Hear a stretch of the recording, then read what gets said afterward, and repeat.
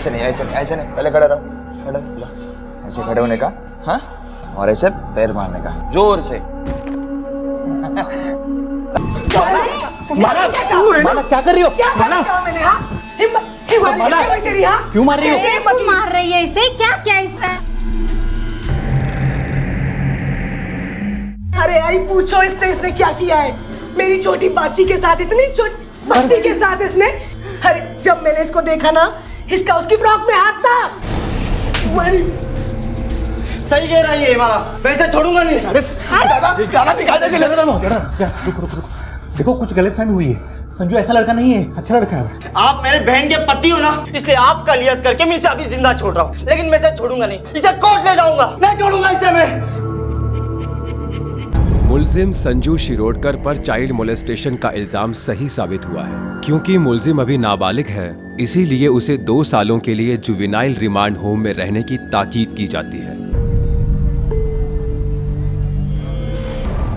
कहते हैं जिंदगी एक मंच है जहां हम सब अपना अपना किरदार निभाते हैं। अगर ये बात सच है तो ये किरदार हमें देता कौन है? कौन ये तय करता है कि कौन नायक बनेगा और कौन खलनायक? नमस्कार, आदाब। क्राइम पेट्रोल डायल 100 में आप सबका स्वागत है। कभी आपने सोचा है कि अगर अपना किरदार चुनना और अपनी जिंदगी की कहानी खुद लिखना हर इंसान के बस में होता तो ना तो इस दुनिया में कोई खलनायक होते और ना ही कभी कोई दुख भरी कहानी लिखी जाती। लेकिन सिर्फ चंद खुशकिस्मत लोग ऐसे होते हैं जो अपनी जिंदगी की कहानी खुद लिख पाते हैं।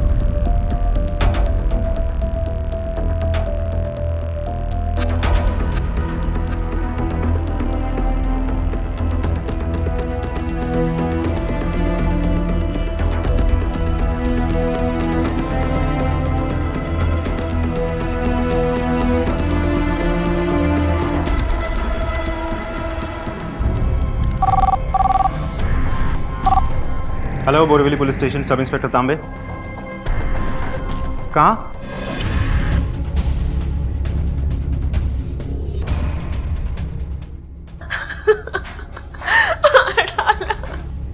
सर, मैं होटल का मैनेजर हूँ, मैंने ही आपको फ़ोन किया था। आपको किसी पर शक किसने किया होगा? ये संजू गाइड ने इनका मर्डर किया है।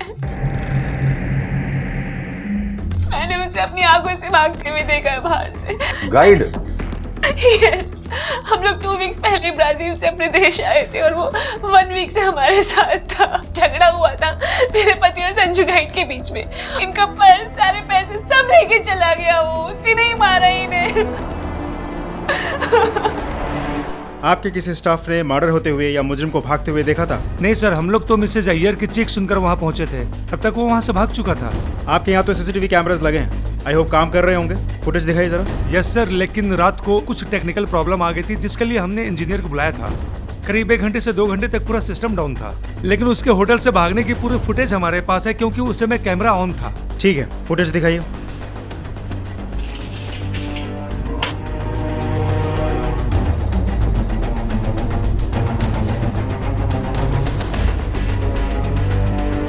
पॉज करो, रिवाइंड करो, बस प्ले। तो चेहरा ढक ही है इस फुटेज में, शायद बाहर वाले फुटेज में दिखा, बाहर वाला फुटेज दिखा।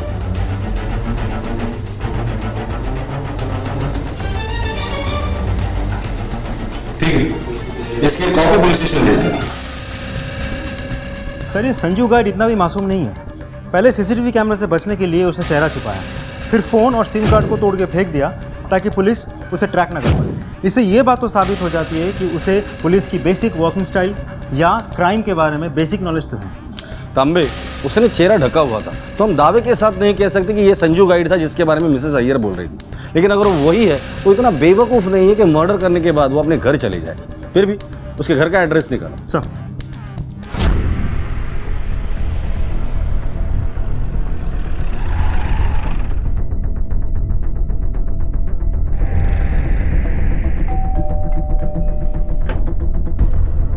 जी सर। संजू गाइड यही रहता है? सर पर वो तो सर यहीं रहता है, लेकिन कल रात से घर नहीं आया वो, और फोन भी नहीं मिल रहा है उसका। क्या हुआ सर? घर की तलाशी लेनी है, तलाशी लो घर की। हटो, लेकिन हटो, पूरा घर छान मारना। सर लेकिन सर क्या बात है सर, वो ठीक तो है सर? सर नहीं है। इस वक्त तुम्हारा भाई कहाँ मिलेगा? सर इस बारे में हम कुछ नहीं जानते। बचपन से 1 नंबर का आवारा लड़का है सर। वो तो इनका छोटा भाई है, तो इसलिए हमने इसको घर पे रखा हुआ है। सर टूरिस्ट गाइड है वो, इसलिए उसके आने जाने का कोई टाइम फिक्स नहीं है। क्लाइंट के हिसाब से चलना पड़ता है ना सर। इन दिनों किस क्लाइंट को गाइड कर रहे हैं, कुछ आइडिया है? नहीं सर, पक्का पता नहीं है, लेकिन कोई NRI क्लाइंट है। मिस्टर एंड मिसेस अय्यर, और उसमें से मिस्टर अय्यर का मर्डर हुआ है और तुम्हारा भाई प्राइम सस्पेक्ट है। उसकी कोई फोटो है? सर है, मैं ला के देती हूँ। सर ये रहा।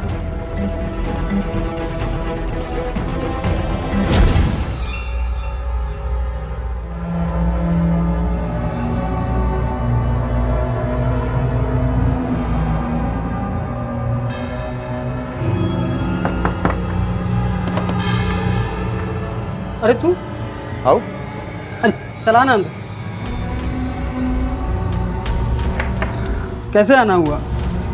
सोचा जाते जाते एक खुशखबरी सुनाओ तुझे। क्या बात कर रहा है यार, कैसी खुशखबरी? तेरी वो मीना मिली थी गजरे वाली। क्या बात कर रहा है यार? हाँ मतलब मैंने बात की उससे तेरे बारे में। वो बोल रही थी कल शाम को मिलने वाली थी। सच? हाँ अभी देख आगे क्या करने का। थैंक्स यार संजू, तूने तो मेरी लाइफ बना दी सच्ची। चल यार बहुत लेट हो रहा है मुझे, लास्ट ट्रेन चली जाएगी मेरी। अरे सुनना, काहे को टेंशन लेता है? रात में इधर ही रुक जाना, सवेरे ट्रेन चालू होगी तो आराम से चले जाना। चलेगा तुझे? अरे चलेगा नहीं, दौड़ेगा। और वैसे भी तुझे पार्टी तो देनी है, मेरा इतना अच्छा काम जो किया है तूने। चल ठीक है। सर, जिस बॉटल से उसका कत्ल हुआ था उसके टुकड़े विक्टिम के खून से पूरी तरह से सन चुके हैं और इसकी वजह से उस पे से फिंगरप्रिंट्स मिल पाना इम्पॉसिबल है सर। संजू बेसिकली नासिक का रहने वाला है। यह अपने दादा और बहनी के साथ रहता है। सर संजू मुंबई टाउन के आसपास गाइड का काम करता है। दिखने में हैंडसम है, ठीक ठाक बोल लेता है, वेल मैनर्ड है, इसलिए फॉरेन टूरिस्ट के बीच वो बहुत फेमस है। अगर ये मर्डर संजू ने किया है तो ये उसके लिए पहला क्राइम नहीं है। इससे पहले भी नासिक में चाइल्ड अब्यूज के लिए वो 2 साल रिमांड होम में रह चुका है। रिमांड होम से छूटने के बाद ही उसके माँ बाप ने उसे मुंबई में भाई के पास भेज दिया, जो खुद भी एक गाइड है। शुरुआत के दिनों में वो अपने भाई के साथ ही गाइड का काम करता था, लेकिन पिछले 2 साल से वो इंडिपेंडेंटली गाइड का काम कर रहा है। आस पड़ोस में इंक्वायरी की सर, लेकिन एक भी सिंगल आदमी उसके साथ बातचीत नहीं करता था। क्यों? अपनी भाभी के भतीजी के साथ बहुत गंदा काम किया था उसने। पूरे मोहल्ले में कोई बात नहीं करता था उनसे। आस पड़ोस में नहीं तो कोई तो होगा जिससे वो बात करता था, कोई दोस्त होगा। जमाल, एक पॉकेट मार।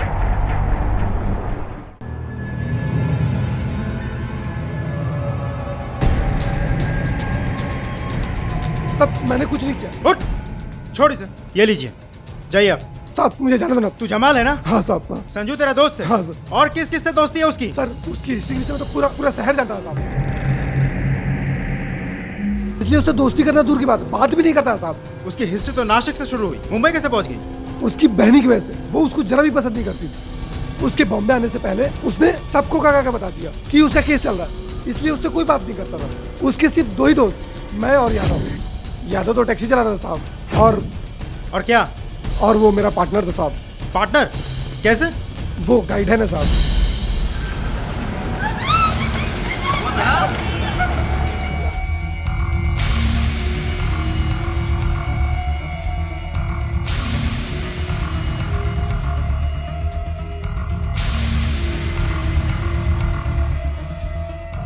ये ले, तेरे 50 और मेरे 50।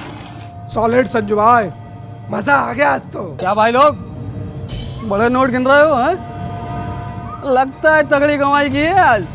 तो फिर? और मेरा हिस्सा किधर है? अरे मिलेगा यार, तेरे को भी मिलेगा। संजू दे इसको। यार पार्टी नहीं दोगे मेरे को? चल पार्टी करते। ये हुई ना बात। ये बात तो साफ है कि ये गाइड संजू दोनों चीजों का आदी था, पैसे कमाने के लिए और पैसे उड़ाने के लिए। मिसेस अय्यर ने हमें बताया था कि पैसों को लेकर उनके पति के साथ उनका झगड़ा होता था और होटल रूम से मिस्टर अय्यर का वॉलेट भी गायब है और लॉकर से कैश भी। सर मामला क्लियर है, लूट के लिए ही हत्या की गई थी। संजू ने मिस्टर अय्यर से पैसों की डिमांड की, मिस्टर अय्यर ने मना किया, संजू उसको मारकर पैसे लेके भाग गए। लग तो ऐसा ही रहा, लेकिन हम दावे के साथ नहीं कह सकते जब तक हमारे पास कोई ठोस सबूत ना हो। मैं समझा नहीं सर। तांबे, हम पुलिस वाले हैं। मुजरिम और मर्डर ये शब्द हम दिन में इतनी बार सुनते हैं कि उनका मतलब तो हमें पता होता है, पर इसके असर को लेकर हमारा एहसास खत्म हो जाता है। किसी भी बेगुनाह पर मुजरिम का लेबल लगाकर हम उसकी जिंदगी बर्बाद कर सकते हैं। इसलिए जब तक हमारे पास कोई ठोस सबूत ना हो, किसी पर भी मुजरिम का लेबल लगाना गलत होगा। Sorry sir. It's okay. ये टैक्सी ड्राइवर यादव, ये कहाँ मिलेगा हमें?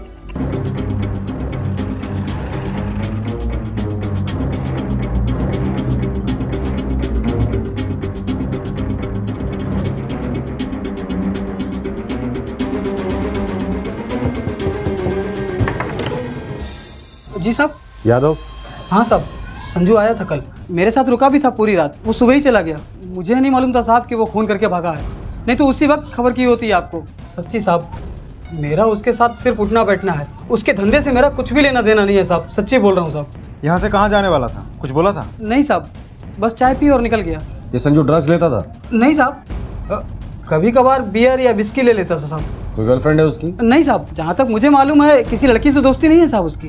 ठीक है, अगर वो यहाँ दोबारा आए या फ़ोन करे तो हमें खबर करना। हाँ साहब, एकदम पक्का। वो जैसे ही आएगा सबसे पहले आपको खबर करूँगा साहब। क्या सोच रहे सर? संजू के बारे में सोच रहा था। संजू टूरिस्ट का काम करता है, अपने भाई के साथ रहता है, टूरिस्ट बिजनेस में अच्छा खासा कमाता है, ना ड्रग्स लेता है ना कोई गर्लफ्रेंड, अच्छा खासा कमाता होगा। फिर उसे पैसों की ऐसी क्या जरूरत आ पड़ी कि उसने मर्डर जैसा संगीन जुर्म किया। इसके अलावा टूरिस्ट गाइड का काम करते वक्त पैसेंजर को ठग के भी वो पैसे कमाता होगा, और इतना सारा पैसा वो सिर्फ 2 दोस्तों पर खर्चा करता होगा। मुझे नहीं लगता। तांबे, इस संजू के बारे में कुछ तो है जो हमसे छूट रहा है, पता करो। सर मैं अपने खबरियों को काम पे लगा देता हूँ, तुरंत सब कुछ पता चल जाएगा। ठीक है, तब तक मैं संजू के घर पे एक राउंड मार के आता हूँ। सर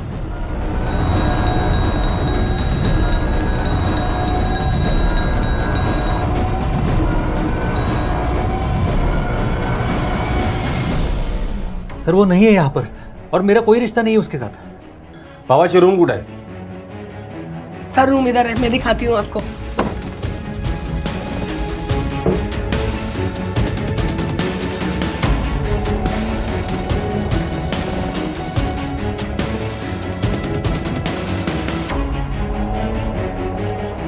बहुत रंगीन मिजाज लगता है आपका भाई।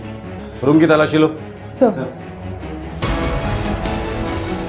सर एक्चुअली टूरिस्ट गाइड है हम लोग, तो गर्मी में टूरिस्टों के साथ घूमना पड़ता है हमें, पसीने की बदबू ना आए इसलिए हमें वो परफ्यूम लगाना पड़ता है सर। सर ये मिला है। चाइल्ड पॉर्न, ये भी शायद आपके धंधे की जरूरत होगी ना?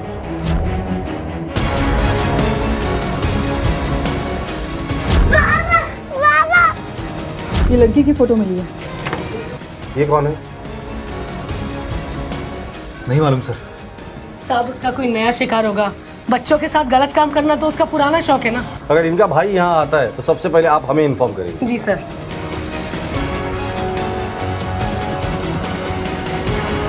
मैं ऐसा क्यों करूंगी, मुझ पे क्यों इल्जाम लगा रहे हो? चुप कर। मैंने पहले कभी बोला नहीं, लेकिन नासिक में ही तूने ही फंसाया ना उसको। क्या बिगाड़ा उसने तेरा?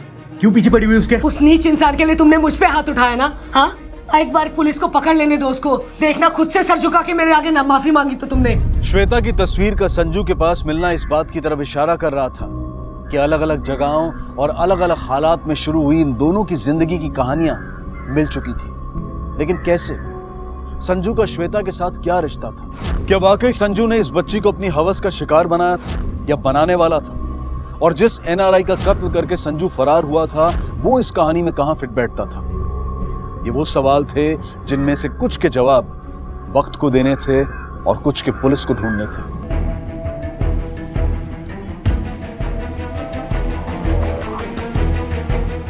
नाम साहब बोल।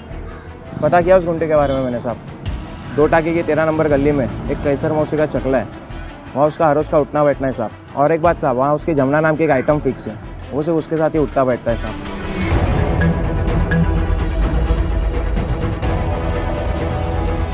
केसर भाई? हाँ मैं हूँ, बोलो। पुलिस।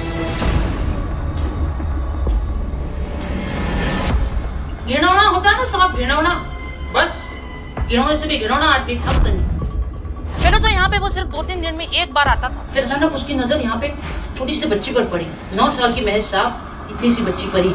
हमेशा उसको हमें यहाँ ले आता था, उसके साथ बैठ के मजे करता था। मैं उसकी नजर समझ गई, इसलिए मैं उस पर नजर रखने लगी। कभी उसको कभी भी उसके साथ कुछ करने का मौका नहीं दिया मैं, वरना वो संजू तो वो बच्ची मिली कहाँ तुम्हें? अनाथ थी साहब, रास्ते पर भटक रही थी अकेली बेचारी, इसलिए मैंने सोचा मैं उसे अपने साथ ले आई। सोचा थोड़ा आसरा मिल जाएगा। यही बच्ची थी? हाँ साहब, यही थी बच्ची, एज थी। बच्ची को बोला? बच्चियाँ नहीं है साहब, पिछले हफ्ते तो आपके डिपार्टमेंट वाले यहाँ पर रेड मार के चले गए, उसमें से उसको भी यहाँ पे लेके गए थे। और पता चला बाद में कि उसे किसी अनाथ आश्रम में दाखिला कर दिया उसका।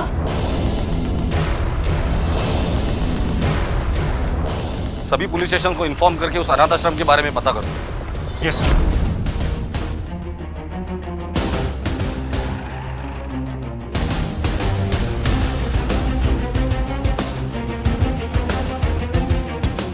मुझे जानते हो?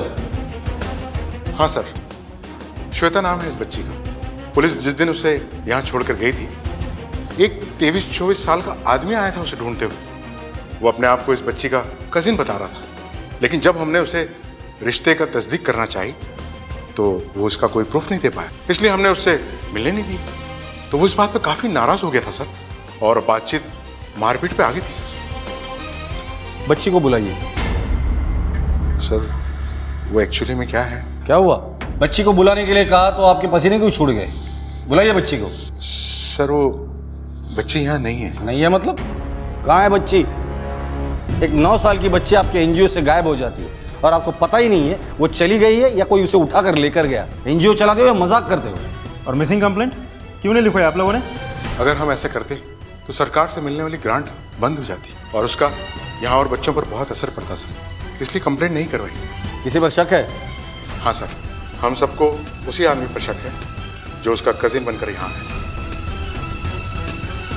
ये आदमी था? हाँ सर, ये वही आदमी है। भगवान ना करे वो बच्ची उसके पास हो सर।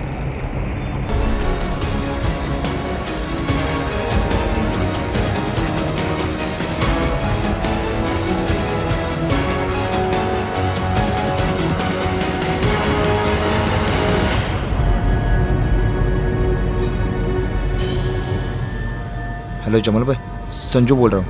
संजू? अरे वो पुलिस। पता है मुझे, मेरी बात ध्यान से सुन। कल मैं सुबह मुंबई छोड़ के जाने वाला हूँ। आज रात को छुपने के लिए मुझे जगह चाहिए, प्लीज़ मेरी हेल्प कर। तू मेरे मालवानी वाले भाईजान का घर जानता है ना? एक काम कर, तू वहीं आ। सर ये संजू गाइड हमारे हाथ नहीं आ रहा और ना ये केस आगे बढ़ रहा है, क्या लगता है आपको? तांबे, जब भी कोई क्रिमिनल पुलिस से बचकर भागता है, जितनी उसकी सोच होती है उससे एक रास्ता बना लेता है। ये रास्ता पहले उसे हमसे आगे रखता है और फिर हमेशा हमेशा के लिए दूर। एक्सप्लेन करता हूं।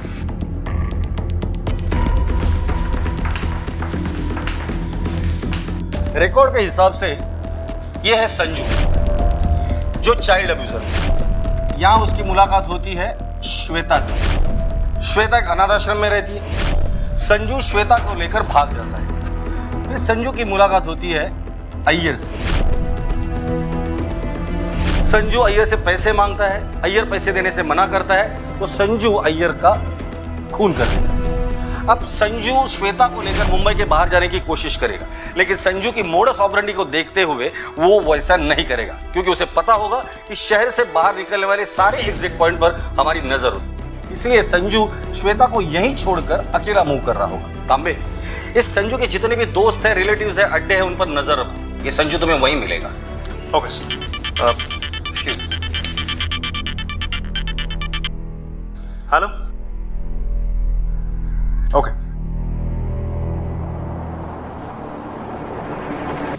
सर मैंने कुछ साले दोस्त माना था मैंने तुझे। चल। सर रुको। तूने मिस्टर अय्यर को क्यों मारा? अय्यर को क्यों मारा? श्वेता कहाँ है? क्या किया उसके साथ? श्वेता? हाँ श्वेता, वो छोटी सी बच्ची जिस पर तेरी गंदी नजर थी। अनाथ आश्रम से तूने किडनैप किया था ना? क्या किया उसके साथ? क्या है श्वेता? नहीं बोलेगा। तेरी खामोशी ना तुझे बचा नहीं सकती। तोड़ो इसे, तब तक तोड़ो जब तक ये सच ना बता दे। सर बहुत सख्त जान है। इतना तोड़ा लेकिन मुंह से एक शब्द नहीं निकला सिवाय श्वेता के। क्योंकि अभी तक उसे वहां चोट नहीं लगी जिससे उसे दर्द होगा। तांबे, डर सिर्फ इस बात का है कि लड़की तक पहुंचने में हमें देर न हो जाए। उसके पहले इसका मुंह खोलना पड़ेगा। एनआरआई अय्यर का हत्यारा और श्वेता का अपहरणकर्ता संजू गाइड अब पुलिस की गिरफ्त में था, लेकिन ना तो वो अपने जुर्म को कबूल कर रहा था और ना ही उससे इनकार कर रहा था। पुलिस के हर सवाल का उसके पास सिर्फ एक ही जवाब था, उसकी गहरी खाली आंखें और उसकी खामोशी। लेकिन अपनी तमाम कोशिशों के बावजूद पुलिस संजू की खामोशी नहीं तोड़ पाई, लेकिन उसे तोड़ना बहुत जरूरी था, क्योंकि श्वेता कहाँ है इस राज का खुलासा सिर्फ वही कर सकता था। और पुलिस को इस बात का डर था कि अगर वो वक्त रहते संजू की खामोशी नहीं तोड़ पाई तो कहीं श्वेता तक पहुंचने में उन्हें देर ना हो जाए। आगे क्या हुआ? क्या वाकई पुलिस का डर सही साबित हुआ? क्या सच में उन्हें श्वेता तक पहुंचने में देर हो गई?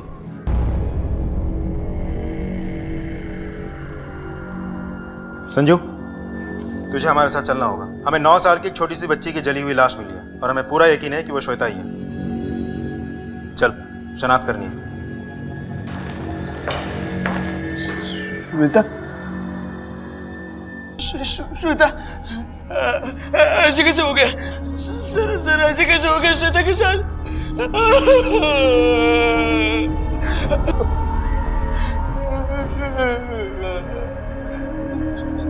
सर ऐसे कैसे हुआ सर?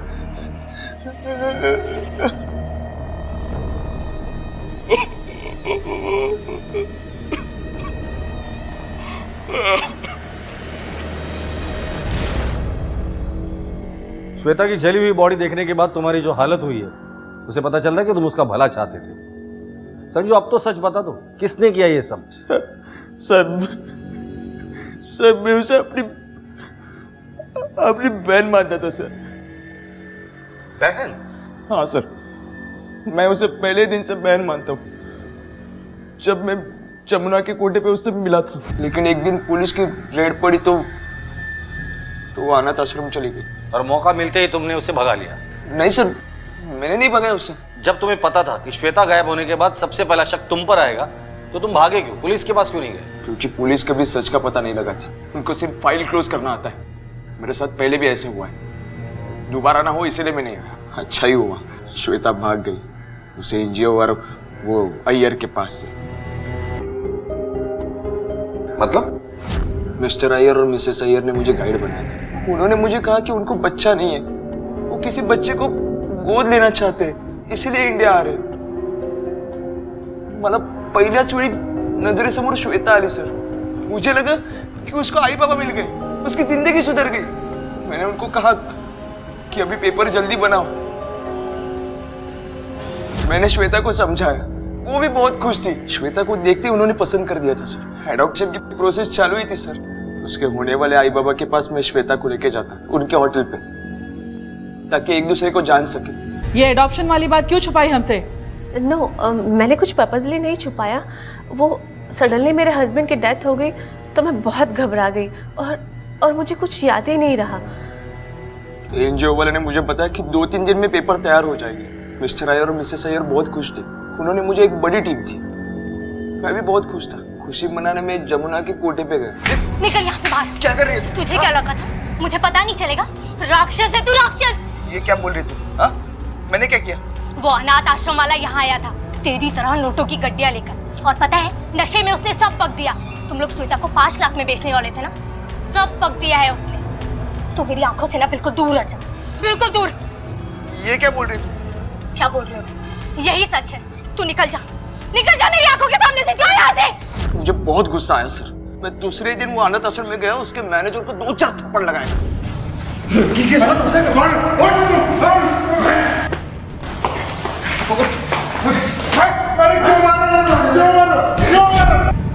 बाद में अय्यर को मिलने होटल चला गया। आई थिंक अब सारे कैमरा स्टार्ट हो जाने चाहिए।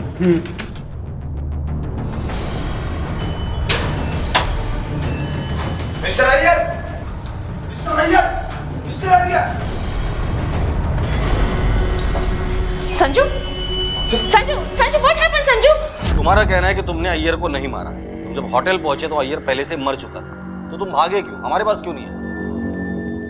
सर मैं ये जानता था, मैं आपके पास आया तो वो एनजीओ वाले और मिसेस अय्यर मिलके मुझे फंसा लेंगे, इसलिए मैंने भागने का सोचा। मैं कल ही भागने वाला था मुंबई से।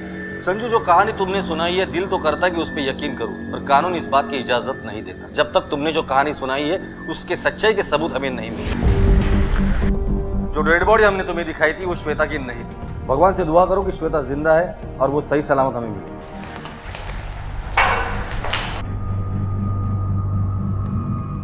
पुलिस को इस बात का पूरा यकीन था कि संजू की खामोशी टूटते ही उन्हें उन सारे सवालों के जवाब मिल जाएंगे जिनकी तलाश में वो अब तक जुटी हुई थी। लेकिन ऐसा नहीं हुआ, बल्कि संजू की इस टूटी खामोशी ने उन अनसुलझे सवालों को और भी उलझा दिया। संजू ना सिर्फ एनआरआई अय्यर की हत्या से इनकार कर रहा था, बल्कि अपने आप को श्वेता का हमदर्द बताते हुए उसके गायब होने में अपनी किसी भी भूमिका से इनकार कर रहा था। तो क्या वाकई में संजू उतना मासूम था जितना वो अपने आप को दिखा रहा था, या फिर उससे भी कहीं ज्यादा शातिर जितना कि पुलिस अब तक उसे समझती आई थी? अगर संजू ने अय्यर की हत्या नहीं की थी तो फिर किसने की थी? और अगर श्वेता उसके पास नहीं थी तो फिर वो कहां थी? अरे बाबा, ये शॉप क्या है? भीतर देखो। अरे रुको, मैं देख कर आता है बंदा।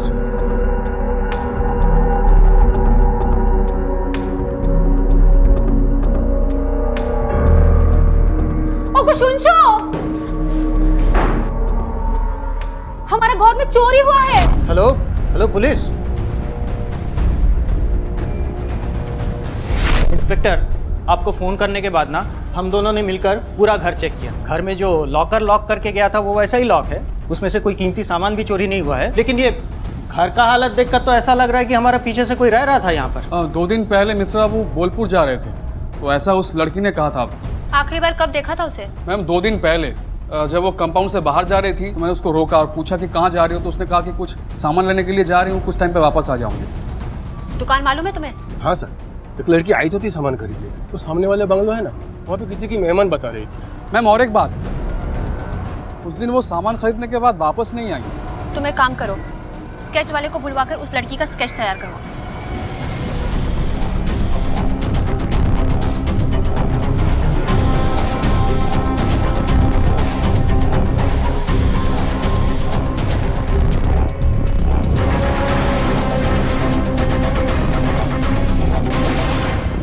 आप जानते हैं इसे? ये लड़की, और ये तो वही लड़की है, देखो तो। अरे ये तो वही लड़की है जो हमारे साथ ट्रेन में कंपार्टमेंट में थी। हाँ। ये अकेली थी, इसलिए हम दोनों ने मिलकर इसका अच्छी तरह ख्याल रखा। पूरा हावड़ा तक आई हमारे साथ। फिर हावड़ा से हमको इनके पेरेंट्स का कॉल आया। बोलपुर से हमारे एक क्लोज रिलेटिव का डेथ हो गया था, तो हम हावड़ा उतर गया और टैक्सी लिया और बोलपुर चला गया। रास्ते में हमने इस लड़की को भवानीपुर में छोड़ दिया। इस लड़की ने बोला कि इसका बाबा कोलकाता में काम करता है और वो बीमार है, और ये इसे उसे देखने के लिए कोलकाता जा रही है। और हमने इसे अपना एड्रेस दिया, फ़ोन नंबर दिया, बोला कि कोई भी प्रॉब्लम होगा तुम हम लोगों को कांटेक्ट करो। और हाँ, वो ट्रेन के अंदर हमारी वाइफ से हमारा घर का कीज भी गिर गया, लेकिन हमारे पास एक स्पेयर सेट था, इसलिए हमने उतना सीरियसली ढूंढा नहीं। पर अभी हमको लगता है कि यही लड़की वो कीज चुराया होगा। उस लड़की के पास घर की चाबियां भी थी और उसे घर का एड्रेस भी मालूम था, और उसे ये भी मालूम था कि मिस्टर मित्रा अपने घर नहीं बोलपुर जा रहे। तुम एक काम करो, मुंबई पुलिस को उस लड़की का स्केच भिजवाओ, हो सकता है हमें उससे रिलेटेड कोई भी इन्फॉर्मेशन मिले, मिसिंग या कुछ और। Yes ma'am. सर, एक गुड न्यूज़ है, श्वेता जिंदा है। ये रहा स्केच। श्वेता मिल गई आपको? वो जिंदा है? वो मिली नहीं, सिर्फ खबर मिली है कि वो कोलकाता में कहीं है। कोलकाता? सर,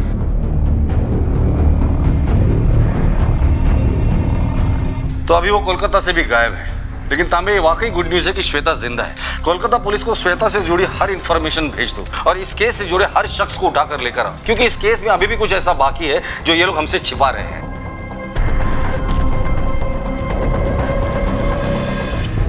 मैम, मुंबई से बच्ची की इन्फॉर्मेशन आ गई। इसका नाम श्वेता है। अचानक से रातों रात मुंबई के एक ऑर्फनेज से गायब हो गई। फुटेज में कुछ मिला? यस मैम, मित्राज ने जो एग्जैक्ट डेट बताया था उस दिन की फुटेज हमने चेक किया है। उसमें साफ दिख रहा है बच्चे कंपाउंड में एंटर करते हुए। उसके बाद ये घर से बाहर निकलती है, खाने पीने के लिए सामान खरीदती है और फिर घर में वापस। प्ले करो इसे।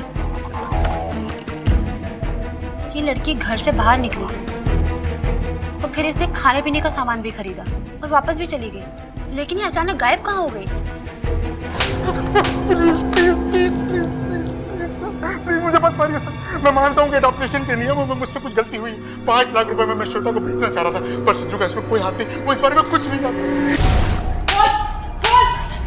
आपको खुदा का वास्ता मैडम, आपको खुदा का वास्ता बख्श दो मुझे पता था वो लोग श्वेता को बेचने जा रहे हैं, मुझे पता था, लेकिन तो भी मैं पुलिस वाले के पास गई नहीं, क्योंकि मुझे वो अनाथ आश्रम वालों ने 1 लाख रुपया दिया था मेरा मुंह बंद करवाने के लिए। मैडम, संजू सच में श्वेता से बहुत प्यार करता था, उसे लेके उसके मन में कोई भी गंदा इरादा नहीं था। वो सच बोल रहा है मैडम। मैंने ही उसके बिस्तर के नीचे वो गंदी डीवीडी छुपाई थी मैडम। क्यों? मैं बहुत नफरत करती थी उससे, बहुत ज्यादा नफरत करती थी। संजू, संजू आना जरा। हाँ लो, चलो मैं आता हूँ। क्या हुआ वैनी, क्यों बुलाया? तुझे बच्चे बहुत पसंद है ना? बहुत पसंद है मुझे। देखो ना, आपके भाजी के साथ अभी 1.5 घंटा खेल रहा था। अभी कोचिंग के लिए देर हो गई है, मैं निकलता हूँ। लौकर बाहर आ। जब उसने मुझे मना किया और घर वालों को बताने की धमकी दी तो मैं बहुत डर गई थी कि मेरे पति को सच का पता न चल जाए, और इसीलिए मैंने उसे झूठे केस में फंसा दिया कि उसने मेरी भतीजी के साथ बदतमीजी की थी। और मैं यही चाहती थी कि आप लोग उसे हमेशा के लिए जेल में डाल दें। मैडम, मेरी और कोई गलती नहीं है। मिसेस अय्यर, आपके जुर्म की कहानी आपके पार्टनर्स ने हमें इंस्टॉलमेंट में बता दी है। हमें यह भी पता चला है कि आप और आपके स्वर्गीय पति ब्राजील में ह्यूमन ऑर्गन्स का बिजनेस करते थे। अब बची हुई कहानी आप हमें बताएंगी या बुलवानी पड़ेगी?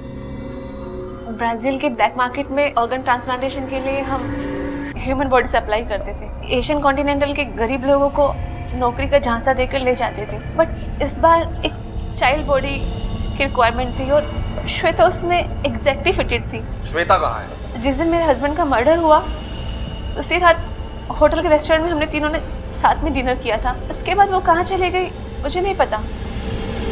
सर, मिसेस अय्यर की झूठ बोलने की कोई वजह नजर नहीं आती। मुझे तो लगता है संजू झूठ बोल रहा है। संजू श्वेता को लेकर हमेशा से ही बहुत पॉजिटिव था, इनफैक्ट अभी भी है। तो शायद उसे जब सच्चाई पता चली तो मिस्टर अय्यर को मार दिया। ऑफ कोर्स ऐसे हो सकता है, लेकिन ऐसे ना होने के भी पूरे चांसेस है। हमारे पास संजू बेगुनाह है इसके कोई सबूत नहीं, उसी तरह वो गुनहगार है इसका भी कोई सबूत नहीं। हाँ, सीसीटीवी फुटेज से हमें ये पता चलता है कि कत्ल वाले दिन और वक्त संजू होटल में गया था, पर उससे ये साबित नहीं होता कि ये कत्ल संजू ने किया है। तो फिर कौन हो सकता है सर? वो तो यहाँ किसी को जानता भी नहीं। इस वक्त कुछ कहना मुश्किल है, लेकिन तांबे एक पॉइंट नोटिसेबल है। मिसेस अय्यर ने कहा था जब मिस्टर अय्यर का जिस रात खून हुआ था उस वक्त श्वेता उन दोनों के साथ थी। अगर ऐसा है तो श्वेता कहाँ है? आपको क्या लगता है सर, क्या हो सकता है? मुझे लगता है कि इस पूरी कहानी में एक और किरदार इन्वॉल्व है जो अभी तक हमारे सामने नहीं आया, या फिर इन्हीं किरदारों में से कोई एक है जो डबल रोल प्ले कर रहा है। नहीं समझा सर। कोलकाता पुलिस को फोन करो और अपडेट्स लो। अगर ये श्वेता हमें मिल जाती है फिर सब समझ में आ जाएगा। हम लोग पूरी कोशिश कर रहे हैं, पर वो लड़की अचानक हवा की तरह गायब हो गई है, वो भी बिना कोई क्लू छोड़े। Thank you very much ma'am, thank you. वो लड़की मुंबई में हुए एक मर्डर केस की बहुत ही इंपॉर्टेंट कड़ी है। कम ऑन, एक काम करते हैं, हम लोग फिर से शुरू करते हैं। उस कंपाउंड के जितने भी बंगलों के ओनर्स हैं और उनकी फैमिली पर नजर रखो। उस सोसाइटी में रोज जो भी आता जाता है, भाजी वाला, दूध वाला, जो भी, उन सब पर नजर रखो। कोई ना कोई ऐसा डॉट तो है जिसे हम मिस कर रहे हैं। Yes ma'am.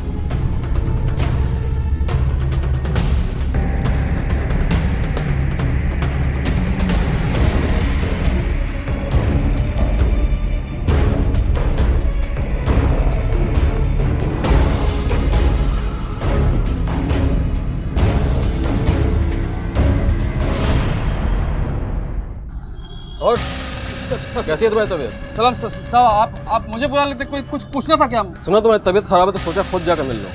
हाँ, अचानक से क्या हो गया तुझे? नहीं, तबीयत तो सर सही है। किसने बोला आपको तबीयत खराब है? अरे मेडिकल शॉप से दवाइयाँ खरीद रहे हो? सर वो थोड़ा गला खराब हो गया था इसलिए। देखा, ये दवाइयाँ तो बच्चों की है, कैसे उसको बच्चा रहता है? सर वो सर बोल सर। चल सर, यार कुछ नहीं। चल सर, चल।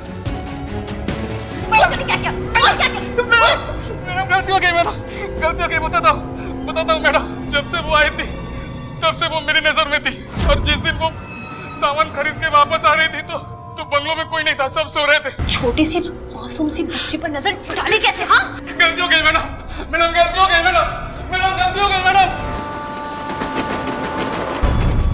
उन्होंने कहा था वो मेरे नई आई बाबा है, और मैं मेरी नई आई के साथ होटल में खाना खा रही थी, और मैंने जल्दी खाना खत्म कर लिया और बाबा के साथ वीडियो गेम खेलने ऊपर चली गई। ओके, टीवी देखा बैठ के। और मेरे काका ने तो भेजा था। मैं वहाँ से भाग के रेलवे स्टेशन पे चली गई, और पता नहीं मैं कौन सी ट्रेन में बैठ गई।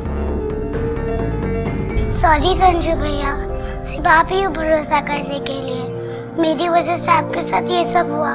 सॉरी नहीं बोलते बेटा, मैं तो सब कुछ भूल गया। जो मेरे साथ हुआ अब तो तुम्हारे साथ नहीं होगा। मैं इंतजार करूंगा तुम्हारा। मुझे किसी ने नहीं अपनाया, लेकिन मैं तुम्हें अपनाऊंगा। हाँ बेटा, तुम्हारे साथ कुछ गलत नहीं होने दूंगा। संजू तुम बेकसूर हो, जा सकते हो। तावड़े और हाँ सॉरी।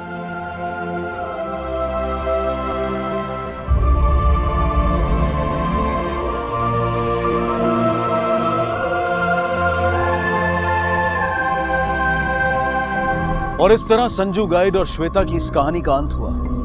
आखिर उसे इंसाफ मिल ही गया। जिस झूठे इल्जाम के साए में उसकी जिंदगी गुजर रही थी, वो दाग उस पर से हट गया। श्वेता को पुलिस ने अदालत में पेश किया, जिसके मामले में फैसला आना अभी बाकी है। लेकिन एक बात इस कहानी से निर्विवाद रूप से साबित होती है, और वो ये है कि जिंदगी एक मंच है जहां हम सब अपना अपना किरदार निभाते हैं। अपनी जिंदगी की कहानी अपने हिसाब से लिखना भले ही हमारे बस में ना हो, लेकिन उस कहानी में हम नायक की भूमिका निभाएंगे या खलनायक की, इसका चुनाव करना सिर्फ और सिर्फ हमारे हाथ में होता है। कदम कदम पर अन्याय का शिकार होने के बाद, समाज का तिरस्कार और अपनों की नफरत झेलने के बाद संजू के लिए आसान था कि वो खलनायक बनकर बुराई के रास्ते पर चल पड़ता, लेकिन उसने ऐसा नहीं किया।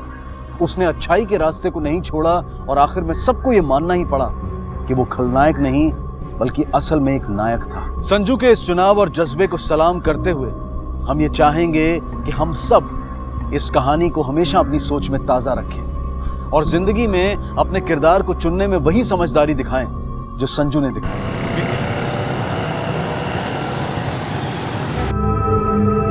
सुनो, सब ले लिया? हाँ।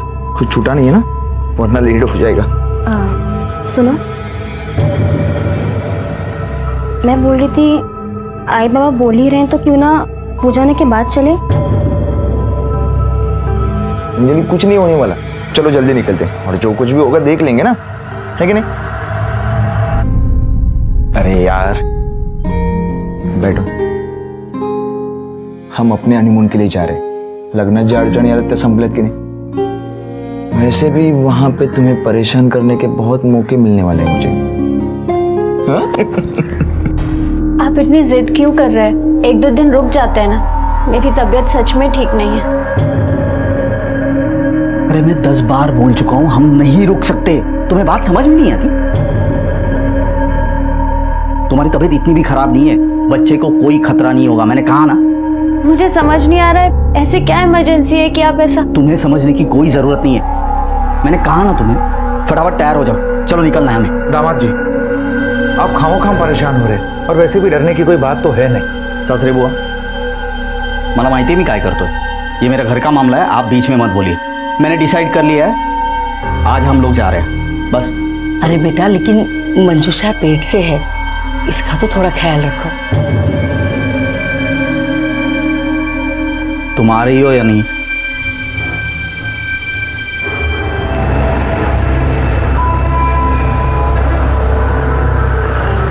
क्या हो?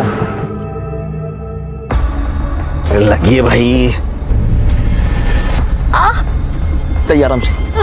सोहम, मुझसे बर्दाश्त नहीं हो रहा। ताई टेन्शन घेऊ नको, आपण हॉस्पिटलमध्ये जाऊया। भाऊजी लवकर आलो रे आलो, 2 मिनिटं। सर गाड़ी में 4 आइडेंटिटी कार्ड मिले, जिसमें से 2 आइडेंटिटी कार्ड के ऊपर के सरनेम सेम है और बाकी 2 आइडेंटिटी कार्ड के ऊपर के सरनेम सेम है। मतलब ये दोनों कपल है। और सर मुझे लगता है कि ये चारों एक ही फैमिली के हैं।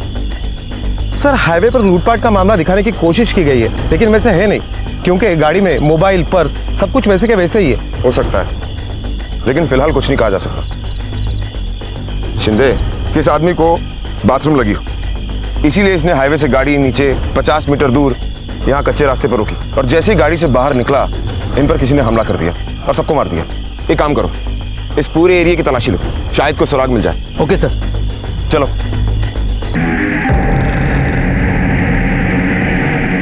हाईवे का सफर जहां एक तरफ इंसान को वक्त पर या कई बार वक्त से पहले पहुंचने की सहूलियत देता है, तो वहीं दूसरी तरफ सुरक्षा के कारणों में कमी की वजह से यह भी देखा गया है कि वक्त पर पहुंचना तो दूर, कई बार इंसान अपनी मंजिल पर कभी नहीं पहुंच पाता, क्योंकि कोई अनहोनी या हादसा उन्हें पहले ही जिंदगी से दूर ले जाता है। हाईवे पर होने वाले हादसों के आंकड़े हर साल बढ़ रहे हैं और हजारों लोग अपनी जान गंवा रहे हैं। और सुरक्षा की इसी अनदेखी का फायदा उठाते हैं वो गैंग जो हाईवे पर लूटपाट करते हैं। क्या ऐसे ही किसी गैंग की हरकत थी ये 4 लोगों की हत्या की कोशिश, जिनमें से 3 लोग मर चुके थे और एक अब भी जिंदगी और मौत के बीच में झूल रही थी? आखिर आने वाले पलों में क्या लिखा था उसके लिए? चिंदे, क्या रिपोर्ट है यहाँ की? सर, ऑपरेशन चल रहा है, शायद लड़की बच सकती है। चिंदे, तुम्हारा शक बिल्कुल सही था। ये चारों एक ही परिवार से थे। इनमें एक कपल था, सोहन और अंजलि माने, और जिस आदमी की डेड बॉडी हमें गाड़ी के बाहर झाड़ियों के पास मिली उसका नाम था प्रताप शिर्के, जो मंजूषा का पति था। मंजूषा और सोहम दोनों सगे भाई बहन हैं। मंजूषा और प्रताप सोहम की शादी के लिए कोल्हापुर आए थे, और जब इन पर हमला हुआ तब ये लोग अपने घर वापस जा रहे थे पुणे। मैंने इनके घर वालों को इन्फॉर्म कर दिया था। वो आए हैं क्या? सर, उन्हें मॉर्ग में ले जाया गया है बॉडी की शिनाख्त के लिए। कंधे में लगी गोली को तो हमने निकाल दिया है, पर क्योंकि खून काफ़ी बह चुका था इसलिए रिकवर होने में टाइम लगेगा। वैसे अब उनकी जान को कोई खतरा नहीं है। इस हादसे में उनको अपना बच्चा भी खोना पड़ा, इसलिए सिर्फ फिजिकल ही नहीं मेंटल डैमेज भी होगा। आप लोगों को उनका खास ख्याल रखना पड़ेगा, ध्यान रखिएगा उनका। सावित्री, संभाल अपने आप को।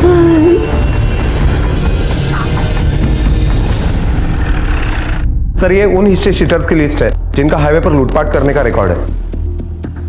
शिंदे, मुझे नहीं लगता ये काम हाईवे पर लूटपाट करने वालों ने किया है। इसकी 2 वजह। पहली वजह ये है कि वो लोग अपनी तरफ से पूरी कोशिश करते हैं कि पुलिस को उनका कोई भी हिंट ना मिले, और दूसरी वजह ये कि अगर ये मामला लूटपाट का होता तो कैश, मोबाइल, ज्वेलरी सब गायब होता, लेकिन ऐसा कुछ नहीं, सब कुछ बरामद हुआ। सर, ये बैलिस्टिक रिपोर्ट।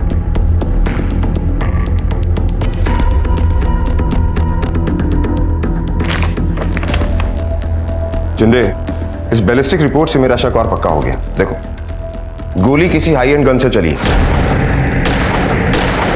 और हाईवे पर लूटपाट करने वाले लोग देसी कट्टे का इस्तेमाल करते हैं। सर, ऐसा भी हो सकता है कि चारों में से किसी एक से प्रॉब्लम हो और बाकी 3 लोग हादसे का शिकार हो गए हो। लेकिन शिंदे, ये भी हो सकता है कि दुश्मनी सिर्फ एक से नहीं बल्कि पूरी परिवार से हो। इस बार परिवार पूरा इकट्ठा था, इसीलिए हमला हो। और ये पता करने के लिए हमें सोहम, अंजलि, मंजूषा और प्रताप, इनके बारे में सारी इन्फॉर्मेशन इकट्ठी करनी होगी, और उनकी भी इन्फॉर्मेशन इकट्ठी करनी होगी जो इन लोगों से जुड़े हुए हैं। सर, मंजूषा के पिताजी आए। मेरी समझ में नहीं आ रहा है कि चारों एक साथ कैसे थे। मतलब? सर, वैसे तो इन चारों को पूना जाना था, पर सोहम और अंजलि पहले निकले थे। थोड़ी देर बाद में मंजूषा और प्रताप निकले थे, दोनों अलग अलग गाड़ियों से। अच्छा, ये बताओ कि चारों को पूना जाना ही था तो 2 अलग अलग गाड़ियां क्यों नहीं? सोहम और अंजलि को हनीमून के लिए जाना था, नई नई शादी और थोड़ी प्राइवेसी, इसीलिए अलग अलग गाड़ियों में गए। और वैसे तो आप जानते ही हैं कि आजकल के बच्चों को समझाना कितना मुश्किल है, इसलिए हमने मना भी नहीं किया था। सर, मुझे अभी अर्जेंट निकलना पड़ेगा, क्या है कि सातारा में मुझे अर्जेंट काम है। ठीक है, फिलहाल आप जा सकते हैं, लेकिन हो सकता है कि आपको जल्दी वापस आना पड़े। चिंदे, कमाल का आदमी है। बेटा, बहू और दामाद मर चुके और बेटी हॉस्पिटलाइज है, लेकिन इसे अर्जेंट वर्क से सातारा जाना है। सर, मुझे नहीं लगता कि जनार्दन हमें सब कुछ सच बता रहा है। बात कुछ और है और ये बता कुछ और रहा है।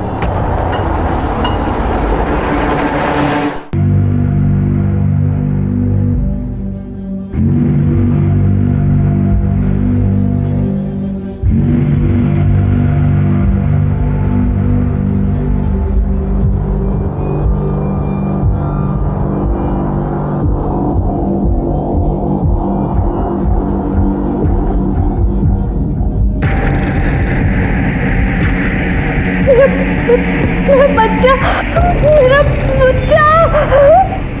क्या हुआ? प्लीज आप रेस्ट कीजिए। मेरा बच्चा। शांत हो जाइए प्लीज। मेरा बच्चा। प्लीज आप शांत हो जाइए। मेरा बच्चा। सर, हॉस्पिटल से फोन आया था, मंजूषा को होश आ गया है। याद करने की कोशिश कीजिए, आपके साथ कल क्या हुआ था?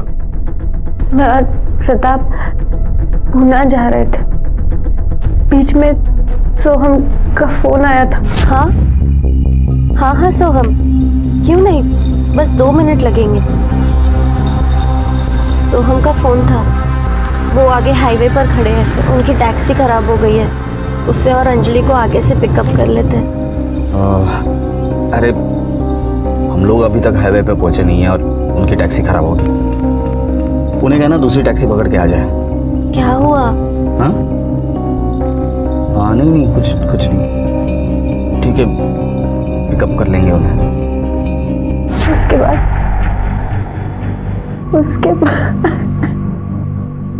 कल तुम्हारी कैब से तुम अंजलि और सोहम को पुणे लेकर जा रहे थे ना? हाँ साहब, मैं ही लेकर जा रहा था उनको, लेकिन अचानक रास्ते में गाड़ी खराब हो गई, इसलिए मैंने उनको हाईवे पे ही छोड़ दिया। क्या ये वही दोनों हैं जिन्होंने अंजलि और सोहम को लिफ्ट दी थी? हाँ साहब, ये वही।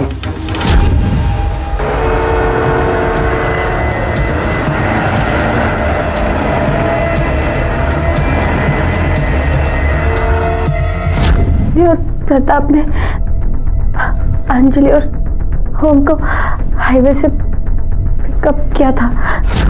अंजलि तुम बहुत स्मार्ट हो, नहीं राइट टाइम पे सोहम के साथ घर अलग बसाने का डिसीजन ले लिया, वरना इनके घर वाले तुम्हारे घर में कभी शांति रहने ही नहीं देते। आओ भाऊजी, 4 दिवस झाले लग्न में, कभी तो अच्छा बोलो फैमिली के बारे में। गलत कह रहा हूँ क्या कुछ? क्या हम पीछे ले सकते हैं? बहुत पेट में दर्द कर रहा है। ताई क्या हुआ? हाँ, पानी दो। अरे थोड़ा सहन कर लो, इनको पुणे भी छोड़ना है और हमें आगे जाना है। भाऊजी, ताई की तबीयत इंपॉर्टेंट है या पुणे जाना? भाऊजी, आगे से एक राइट है, वहाँ शॉर्टकट है, हम जल्दी जा सकते हैं वहाँ से। ठीक है। चोर की लगेज आ गया था। सोहम, मुझे बर्दाश्त नहीं हो रहा। ताई टेंशन क्यों नको, अपने हॉस्पिटल में जाऊया। भाऊजी लवकर. आलो रे आलो, 2 मिनिटं.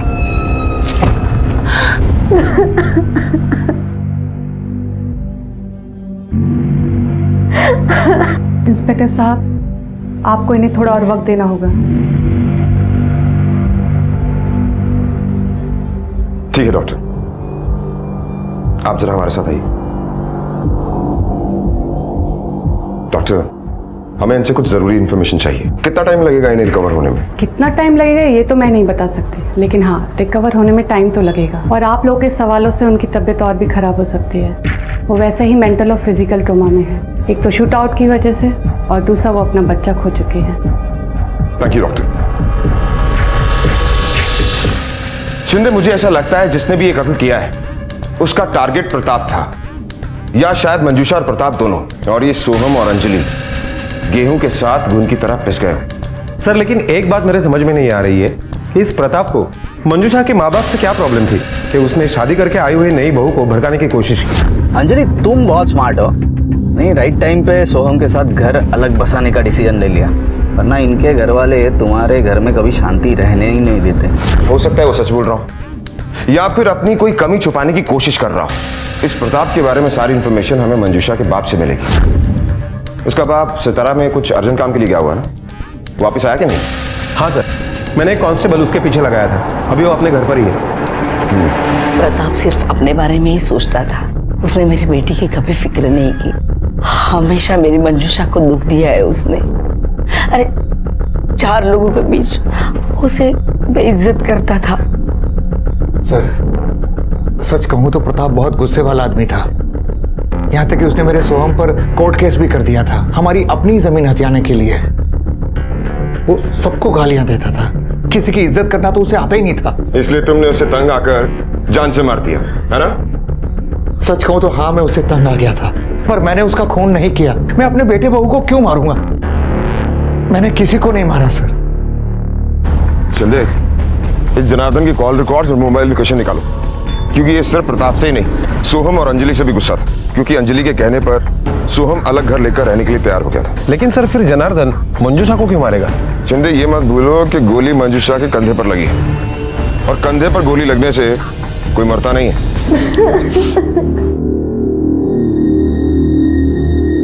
मत रो बेटा, कितना रोएगी? मर जाना चाहिए था मुझे इस नाक जैसी जिंदगी में।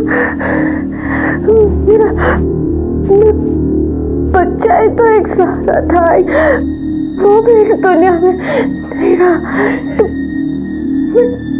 किसके लिए जीऊंगी? नहीं बेटा, रोते नहीं, मेरी बात सुन।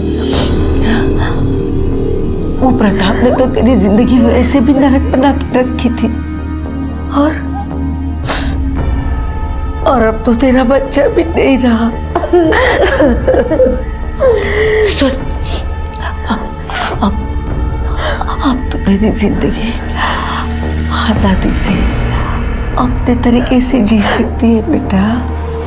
30 साल की उम्र में विधवा बनकर मैं कैसे आजाद हो सकती हूँ?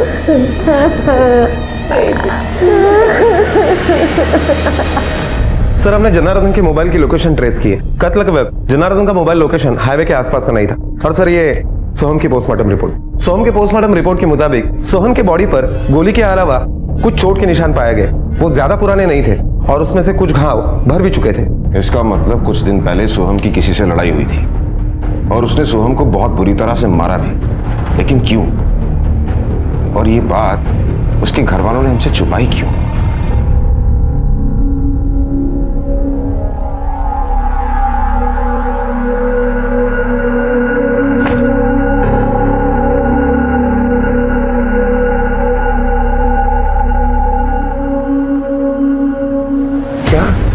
सोहम का झगड़ा हुआ था? कब? हमें तो कुछ पता भी नहीं जी। सर, हो सकता है वो झगड़ा यहाँ नहीं बल्कि पूना में हुआ हो, इसलिए हमें कुछ नहीं पता और उसने हमें कुछ बताया भी नहीं था। अगर उसका झगड़ा यहाँ नहीं पूना में हुआ तो इसके बारे में आपको पता तो होगा ही। सर, मैं तो बीमार थी। सर, क्या हम सोहम की बॉडी के साथ साथ अंजलि की बॉडी को भी क्लेम कर सकते हैं? क्योंकि मुझे नहीं लगता कि अंजलि के घर वाले आएंगे। सर, जनार्दन सच बोल रहा है। अंजलि के घर वाले अंजलि और सोहम के शादी के बिल्कुल खिलाफ थे। यहाँ तक कि वो अंजलि के शादी में भी नहीं आए। इसका मतलब मर्डर का मोटिव अंजलि के परिवार वालों के पास भी है, क्योंकि अंजलि ने अपने परिवार के खिलाफ जाकर शादी की और ये मर्डर उसी का परिणाम। शिंदे, अंजलि के परिवार वालों का एड्रेस निकालो और उनसे अच्छी तरह से पूछताछ करो। ओके सर, हमें भी बिरादरी में रहना है। दूसरी जाति में बेटी को देते तो समाज को क्या मुंह दिखाते। अंजलि को बहुत हमने कोशिश की सोहम से दूर रखने की, यहाँ तक कि उसे कमरे में भी बंद कर दिया था। हमें लगा सब खत्म हो गया, पर अंजलि ने हम सब की नाक कटवा दी। वो सोहम के साथ भाग गई और उसके साथ शादी कर ली। इसी बेइज्जती का बदला लेने के लिए तुमने उनका खून कर दिया। हमें यह भी पता है कि शादी के कुछ दिन पहले तुमने सोहम के साथ मारपीट भी की थी। सर, इस वजह से आप अगर हम पर यह इल्जाम लगा सकते हैं तो कोई और भी है जिनके मुंह पर इन्होंने शादी करके कालिक पोत दी थी, जिनको मुंह दिखाने के लायक नहीं छोड़ा था। मेरे बेटे की जिंदगी बर्बाद हो गई तुझसे शादी करके। पनौती बन के आई तो उसकी जिंदगी में कभी सुख नहीं दिया उसे, और अब उसकी जान ले ली तूने। मनहूस कहीं की। अरे तू क्यों नहीं मरी उसकी जगह पे? तुम सबने मिलकर जान ली है मेरे बेटे की। समधन जी, ये क्या कह रही हैं आप? हादसे में आपने अपना बेटा ही नहीं बल्कि हमने भी अपने बेटे बहू को खोया है, तो भला हम अपने बेटे की जान क्यों लेंगे? ये मुझसे नहीं, खुद से पूछिए, सब पता है आपको। सर, सोहम के बैंक अकाउंट डिटेल से पता चलता है कि 8 तारीख को सोहम के डेबिट कार्ड से 4000 रुपए का बिल हॉस्पिटल में पेड हुआ था। उसे काफी सारी चोटें आई थी, इस वजह से उसे हॉस्पिटल लेकर गए थे। उसे हॉस्पिटल लेकर कौन गया? सर, उसके कुछ फ्रेंड और उसके बाप जनार्दन ने उसको एडमिट करवाया था। इसका मतलब उसके पिता को इस बारे में सब कुछ पता था, फिर उसने हमसे झूठ क्यों बोला? यह है सोहम की शादी का कार्ड जिस पर लड़की का नाम अंजलि नहीं नेहा है। अब और कुछ छुपाने की कोशिश की ना तो अगली बार पूछेंगे नहीं, उगलवाएंगे, समझे? सर, नाम तो बदल ही सकते ना। पंडित जी ने कहा था कि ये नाम अच्छा नहीं है, नेहा नाम शुभ है, इसलिए हमने नेहा नाम छपाया। अच्छा, पंडित ने बाप का नाम भी बदलने के लिए कहा था?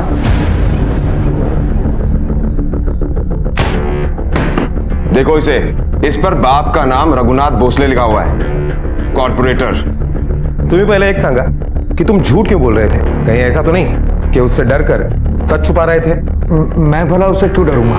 अच्छा, उससे नहीं डरते? फिर उस दिन तुमने झूठ क्यों बोला था कि तुम्हें नहीं पता कि सोहम को किसने मारा, बल्कि तुम ही उसे हॉस्पिटल लेकर गए थे? हॉस्पिटल के सीसीटीवी फुटेज दिखाऊं ताकि सब कुछ याद आ जाए? मैं ये नहीं कहती कि तेरे साथ जो कुछ भी हुआ है वो भूलना इतना आसान है, पर कोशिश तो कर। नसीब में जो कुछ भी लिखा है वो हम बदल नहीं सकते, ना ही मिटा सकते हैं। शायद इसीलिए भगवान ने हम औरतों को सहन शक्ति दी है, ताकि जो कुछ भी दुख हो हम हंस के पी जाए। यहाँ से तुझे हिम्मत मिलेगी, शांतिपूर्ण मिल। तू बस हाँ बैलेंस।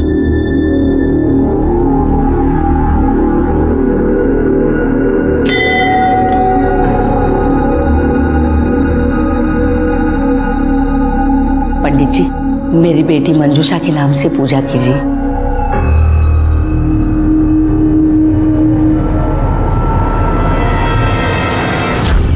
रोहन भोसले, सोहम के साथ तुमने मारपीट की थी ना? हाँ की थी, और सिर्फ मारपीट नहीं, हड्डियां तोड़ी थी उसकी। पर आप साबित कैसे कर पाओगे? उसकी चिंता तुम मत करो, ये हमारा काम है, हम कर लेंगे। तुम सिर्फ अपनी हड्डियों का ख्याल रखो। अरे सर, अंदर चल के बात करते हैं ना। अब भी क्या बच्चे की बात का बुरा मान गए? दरअसल अपनी बहन से बहुत प्यार करता है। जब सोहम ने उसका मजाक उड़ाया तो गुस्से में आकर इसने उसके साथ मारपीट की। शर्म आनी चाहिए आपको। अपने बेटे को समझाने की बजाय इसी की शर्ट ले रहा है। इसने कानून को अपने हाथ में लेने की गलती की है और इसे आप बढ़ावा दे रहे हैं। हाँ सर, गलती होगी। बच्चा है, गर्म खून है, गुस्सा जल्दी आ जाता है इसे। यह भी तो हो सकता है इसी गुस्से में इसने सोहम, उसकी वाइफ और उसके ब्रदर इन लॉ तीनों का खून किया। और गर्म खून को ठंडा करना हमें अच्छी तरह से आता है। सर आप गलत समझ रहे, इसने सिर्फ मारपीट की है, किसी को मारा नहीं। इसने नहीं मारा तो आपने मारा है। सर मैं किसी को क्यों मारूं? मैं तो भगवान का शुक्र मानता हूँ ये सब शादी के पहले हो। शादी के बाद अगर अंजलि आ जाती तो ये सोहम मेरी बेटी को छोड़ के भाग जाता। तब सोचो तो मेरी बेटी का क्या होता। कम से कम उसको आजकल 1000 रिश्ते आ रहे हैं, लड़कों की कुछ कमी नहीं है।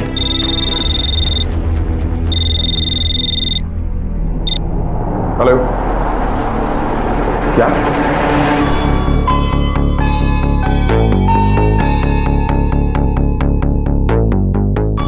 आज सुबह हम दोनों मंदिर गई थी। मैं अंदर पूजा करने के लिए चली गई।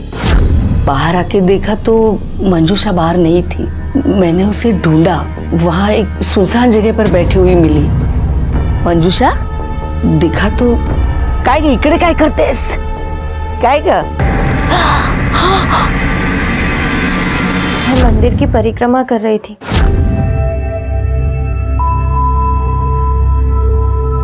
जैसे ही मंदिर के पीछे की तरफ पहुंची तो छोड़ो, छोड़ो मुझे, छोड़ो। मुंह पर कंबल होने की वजह से मैं देख ही नहीं पाई कि कौन था। हाईवे पर हमला हुआ और सिर्फ मंजूषा बची, लेकिन उसने कुछ भी साफ साफ नहीं बताया। और आज भी उस पर हमला हुआ और उसने कुछ नहीं देखा। मुझे लगता है ये मंजूषा मेन टारगेट है, या शायद इन मर्डर्स के पीछे मंजूषा ही है। शिंदे काम करो, इस मंजूषा पर नजर रखो और इसकी पास्ट प्रेजेंट फ्यूचर डिटेल्स सब कुछ निकालो। Okay sir.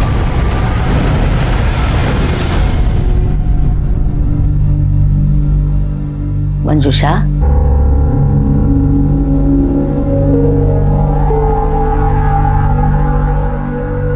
तूने पुलिस से झूठ क्यों बोला?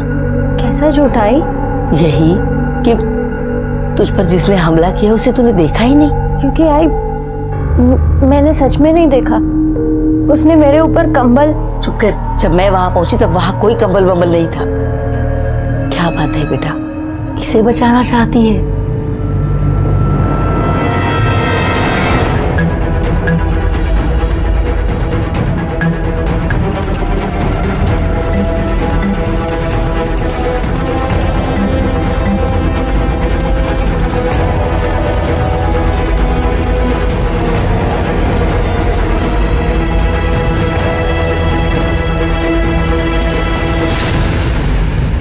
सुनील, मंदिर में जितने भी सीसीटीवी कैमरास हैं सबकी फुटेज निकालो।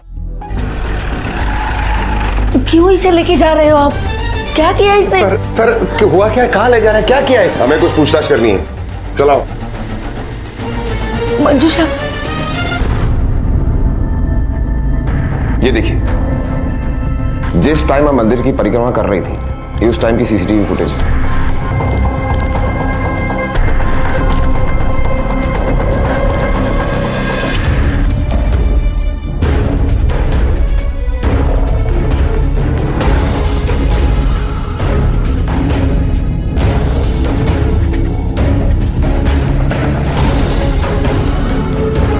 सलाम साहब।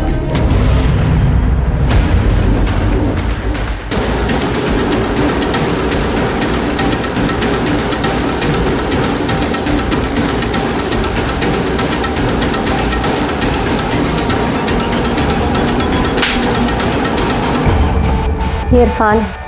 हम दोनों एक दूसरे से प्यार करते थे। शादी से पहले तक हमारा अफेयर चल रहा था। हम दोनों के धर्म अलग अलग थे, इसलिए मेरी फैमिली ने मुझे उससे शादी नहीं करने दी और ज़बरदस्ती मेरी शादी प्रताप से करवाई, क्योंकि प्रताप ने मेरे बाबा के बिजनेस में पैसे लगाए थे। जब बाबा का बिजनेस डूब रहा था, प्रताप बहुत ही एरोगेंट और गाली गलौज करने वाला आदमी था। वो मुझे हमेशा नीचा दिखाता था। मेरी जिंदगी तो जैसे नर्क बन चुकी थी। सभी लोग मुझसे सिंपैथी जरूर रखते थे, पर कोई मेरी हेल्प नहीं करना चाहता था। और फिर 4 महीने पहले एक दिन अचानक इरफान मिला।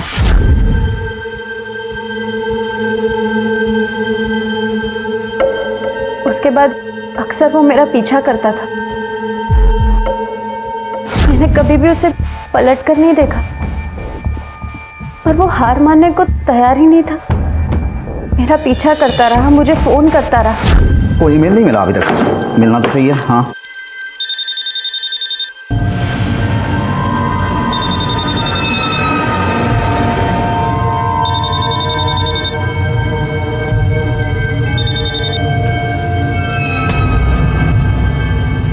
फिर मैंने आखिरी बार मिलकर इरफान को समझाने का सोचा और उसे मिलने बुलाया। कहाँ थे तुम?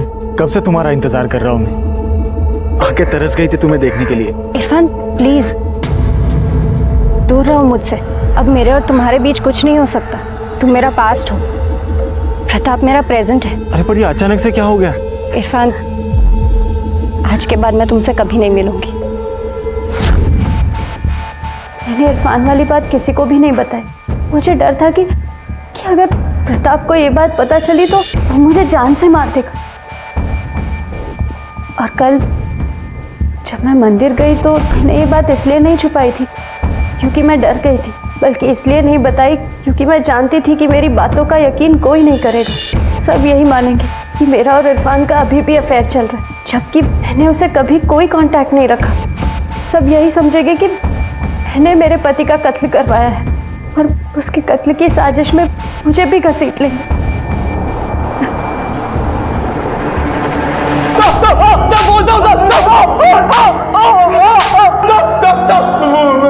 नहीं मारा साहब। देख, तेरे मोबाइल लोकेशन से हमें पता चल चुका है कि 8 तारीख को जब मर्डर हुआ तब तू हाईवे पे था। चल सच सच बता, तूने मंजूषा के लिए प्रताप को मारा ना?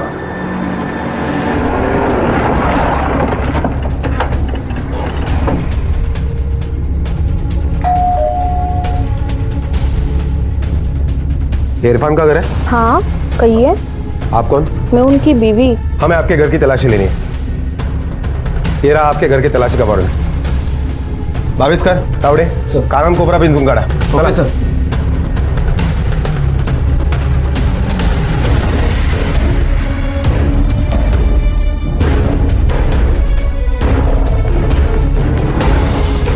सर, पूरा घर ढूंढा, गन कहीं नहीं है। सर, इथे पण काय नाही भेट।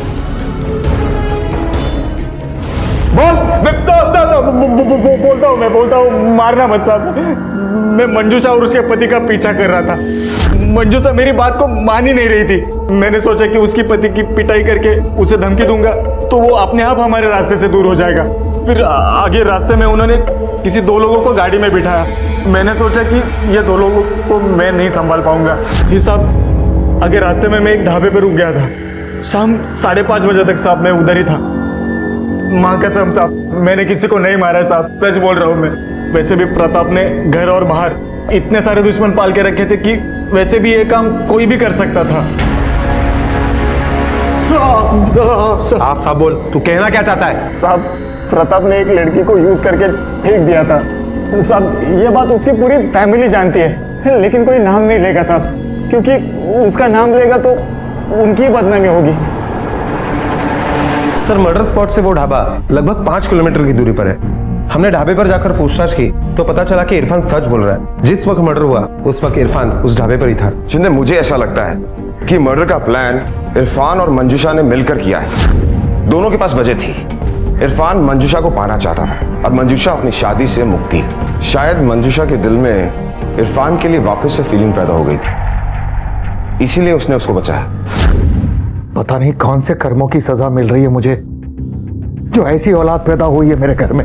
एक ने शादी करके समाज में नाक कटवा दी और एक है जो शादी के बाद भी अफेयर कर रही है। बाबा गलत समझ रहे।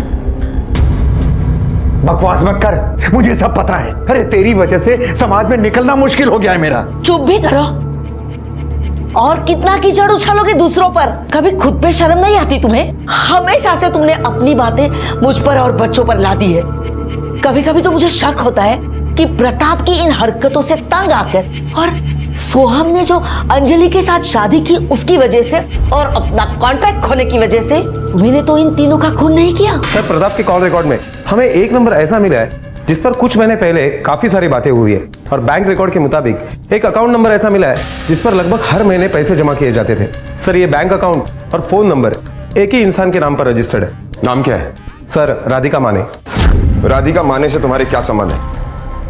छुपाने की कोशिश मत करना, क्योंकि हम राधिका तक पहुंच चुके हैं। इसलिए तुम्हारा फायदा इसी में है कि तुम सब कुछ सच सच बता दो, वरना तुम पर इतने केस लगाएंगे कि सारी जिंदगी तुम्हारी जेल में गुजरेगी।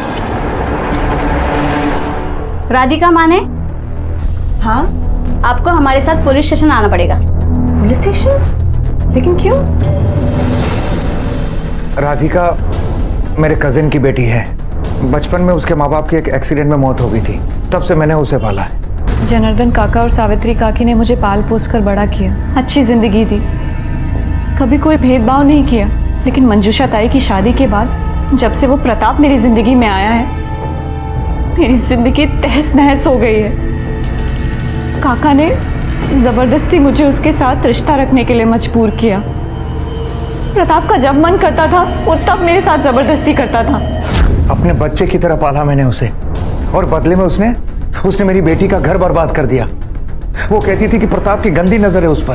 काका ने कभी मेरा विश्वास नहीं किया, कभी मेरा साथ नहीं दिया, क्योंकि उन्हें प्रताप से पैसे मिल रहे थे। सर, ये सब 3 साल तक चलता रहा। सर, ये सब झूठ है, बकवास है।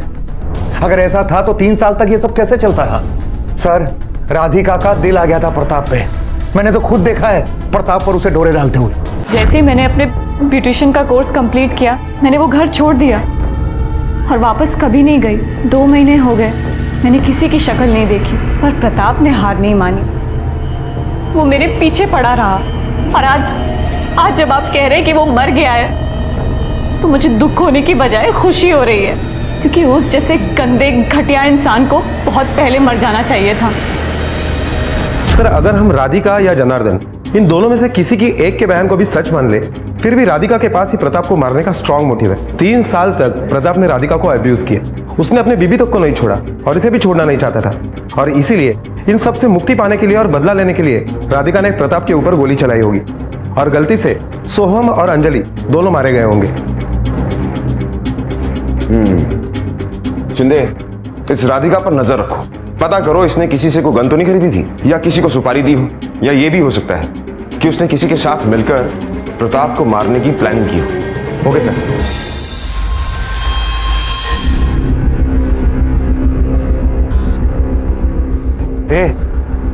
क्या हुआ? मुंह क्यों लटका हुआ तेरा? कुछ नहीं, बस सोच रही थी कि झूठी इज्जत और पैसे कमाने के लिए आप सच को कितना दबाओगे। क्या हम नहीं जानते हमारे घर में राधिका पर क्या गुजरी है? उस बेचारी राधिका ने क्या नहीं सहा? क्या प्रताप नहीं? फालतू बात मत कर। जिस चीज की अक्ल नहीं हो ना, उसके बारे में बकवास नहीं करनी चाहिए। तेरी नजर में तो बिल्कुल कभी सही था ही नहीं। मैंने कभी कोई सही काम किया ही नहीं। जब घर से बाहर निकलोगी ना, समाज में जिंदा रहने के लिए और घर चलाने के लिए हाथ पैर मारोगी ना, तब जाकर पता लगेगा कि दुनिया क्या है और कैसे चलती है। बकवास करती है।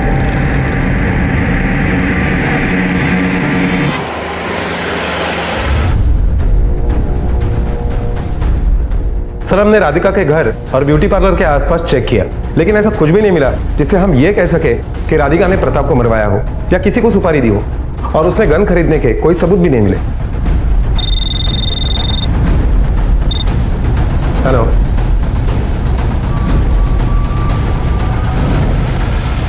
अरे भाई, तुम्हारे पैसे दे दूंगा मैं। कहीं भागा जा रहा हूं क्या? भरोसा रखो ना, बोल रहा हूं। कितनी बार बताऊं मैं तुम्हें? दे दूंगा। हाँ, कैसे हैं आप? काफी बिजी लग रहे हैं। कैसे चल रहा है आपका काम? काम तो ठीक ही चल रहा है। अच्छा, लेकिन हमें तो ये पता चला है कि आप कंप्लीटली नेहा के पिता के ऊपर डिपेंडेंट थे, और जब नेहा के साथ आपके बेटे का रिश्ता टूटा तो आपसे सारे कॉन्ट्रैक्ट वापस ले लिए गए, और ऊपर से कमेटी ने इंक्वायरी बिठा दी ये पता करने के लिए कि पिछले 15 साल से आपने कितनी ईमानदारी से काम किया है। सही बात है? हमारे धंधे में ये सब तो चलता ही रहता है। तो अचानक आपके बेटे के मर्डर के बाद आपकी आर्थिक हालत कैसे सुधर गई? हालात तो सुधरने वाले थे।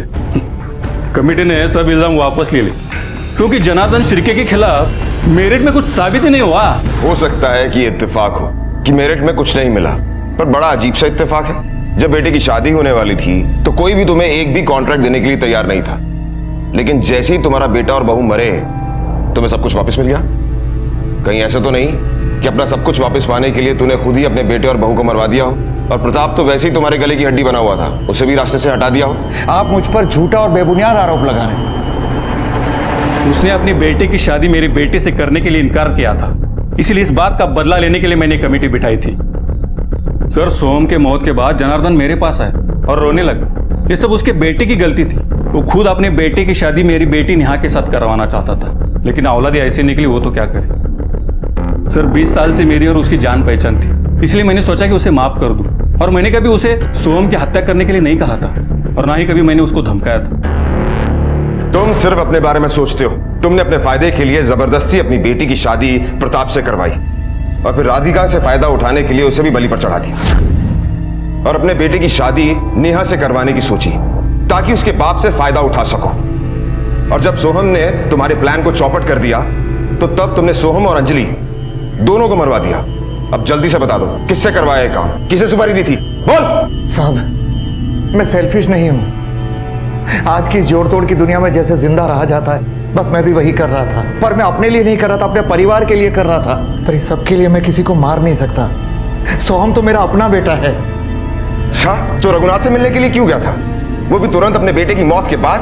तेरे जैसा बाप अपने बेटे की मौत का भी फायदा उठा सकता है। फायदा नहीं साहब, मजबूरी। घर में 3 सदस्य हैं तो उनके लिए भी तो पैसा चाहिए था। सोहम की मौत के बाद मैं रघुनाथ जी से इसलिए मिला था कि मेरी रुकी हुई आमदनी फिर से शुरू हो जाए। आज तक तुमने जो कुछ भी कहा है झूठी कहा है, इसलिए तेरी किसी भी बात पर विश्वास नहीं किया जा सकता। मैंने सोहम को नहीं मारा साहब। हाईवे पर हुए इस हादसे में जिसमें 3 लोगों की जान गई थी, संदिग्धों की कमी नहीं थी। मंजुषा, जनार्दन, इरफान, अंजलि का परिवार, नेहा का परिवार, राधिका, सभी के पास कत्ल का मकसद था, लेकिन इसके बावजूद पुलिस के पास कोई ठोस सबूत नहीं था जो कि इनमें से किसी को भी कातिल साबित कर सके। पुलिस के पास रास्ते अनेक थे, लेकिन ऐसा लग रहा था कि जैसे हर रास्ता एक बंद गली में खत्म हो रहा है। और तभी आंख मिचोली खेलने वाले इस केस में पुलिस को हत्या का हथियार मिला, और कड़ियां जैसे खुद ब खुद जुड़ने लगी। इसे पहचानती हो ना?